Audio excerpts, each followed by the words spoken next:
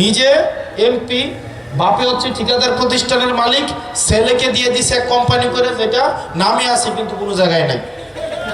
এটা পারিবারিক group of কোম্পানিতে পরিণত করছে। মনে রাখতে হবে, যে বলে যে আমি পালিয়ে যাব না বলে যে পালিয়ে যায়, সে আসি বলে কখনো আসবে না।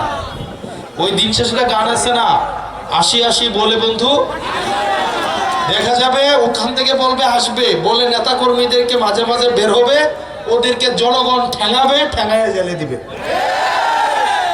কোনো লাভ নাই। আচ্ছা, ওদের বিষয়ে কথা বলাটাই মনে করি আমাদের লস। আমাদের এই যে মানুষগুলা, এরা কখনো স্কুলে গেলে ওদের কোনো মন্ত্রী ওদেরকে বলবে না, আমরা এমন একটা বাংলাদেশ চাই, ওদের কোনো মন্ত্রী বলবে না যে তুমি মুখের পিছনে রাজনীতি করতে হবে, তুমুকের পিছনে রাজনীতি করতে হবে। বরং আমরা এমন একটা বাংলাদেশ চাই যেখানে এদেরকে বলা হবে, এই শিক্ষার্থীদেরকে বলা হবে তুমি সমাজের নেতৃত্ব হয়ে উঠবা। অথচ আমাদেরকে কি বলা হয়, তোমরা অমুকের পিছনে রাজনীতি করবা, তুমুকের পিছনে রাজনীতি করবা। অথচ নিজের ছেলে মেয়েদেরকে রাখছে বিদেশে। আমাদের একটা মাননীয় শিক্ষামন্ত্রী আসছেন, এই পর্যন্ত উনি সংসদে ক্ষমা চাইছেন, কিন্তু কি পরিমাণ একটা মানুষ সাইকো হইতে পারে, উনি সংসদে ক্ষমা চাইছেন, ক্ষমা চাওয়ার পরে উনি কুমিল্লা সরকারি মহিলা কলেজের শিক্ষকদের উপর এটার প্রতিশোধ নিছে। আপনি প্রশাসনের ব্যর্থতা, আপনার নিজের মন্ত্রণালয়ের ব্যর্থতা আপনি কলেজের নিরীহ শিক্ষকদের উপরে আপনি চাপিয়ে দিয়েছেন, এবং আপনি আপনার আইনের আপনার ক্ষমতার অপব্যবহার করে আপনি তাদের এই শিক্ষকদেরকে আপনি পোস্টিং করাই দিয়েছেন। ওই দিন শেষে ডাক্তার এবং শিক্ষক এই দুইটা নিরীহ শ্রেণী আছে, না পারলে গিয়ে ওদেরকে ধরে পিটাও, ক্ষমতাহীন শ্রেণী।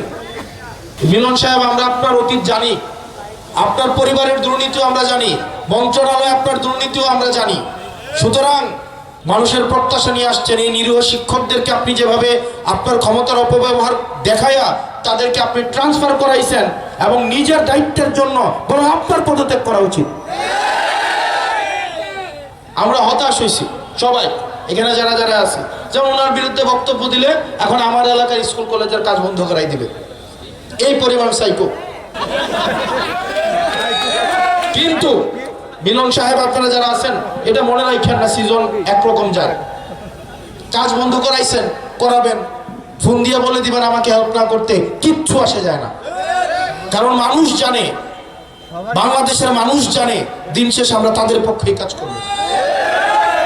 ফোন দিয়ে মনে করাই দেন, ফোন দিয়ে বলে দেন যে হাসনাতকে যেন হেল্প না করা হয়। 6 মাস তো চলে গেছে, এবং এই 6 মাসের মধ্যে অনেক অপকর্ম করছেন।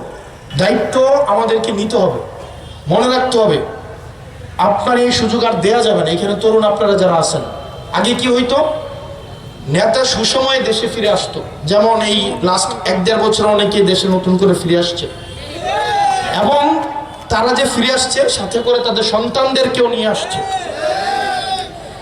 বাপ এখন এমপি, ছেলে ঠিকাদার প্রতিষ্ঠানের মালিক, আছেন এরকম?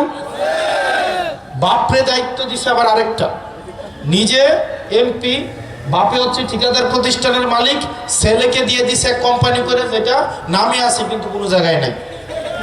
এটা পারিবারিক গ্রুপ অফ কোম্পানিতে পরিণত করছে।